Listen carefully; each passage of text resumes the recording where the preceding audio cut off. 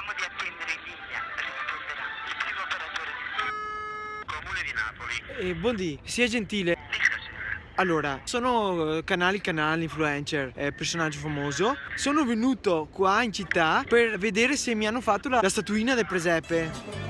Papa Francesco, Maria, Vasco, Renato, Lady Gaga. Reparto mone importanti: Pyongyang, Trump, Mangiolio. Ma le mie? Forse le hanno già vendute tutte. Chiediamo. Scusi signora, ma l'avete fatta, vero, la mia statuina? No, non l'abbiamo fatta.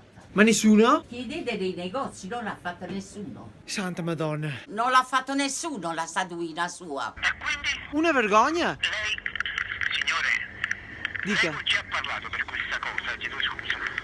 Io non ho parlato con nessuno, ma siccome che fate tutte le statuine ai personaggi famosi, Sì, ma lei ha chiesto a qualcuno di far fare la statuina? beh, neanche Trump ha chiesto di fargliela, secondo me. Ma gliel'hanno fatta però. Signore, questo io cosa le passo un attimo l'assessorato alla cultura, attenta. Sì, grazie.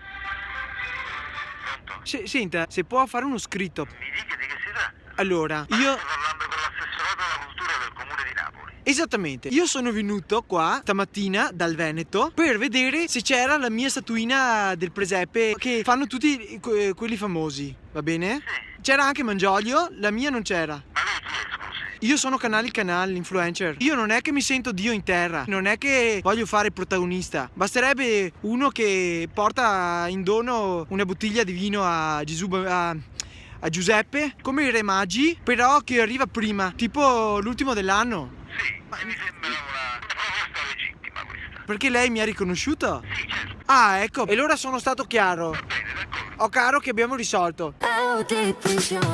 Hola, bene, l'assessorato alla cultura di Napoli mi ha dato la sua parola e dormo tranquillo. Ben, tranquillo. Condividete il video così ci sono tanti testimoni e speriamo che qualche artigiano si metta la mano sulla coscienza.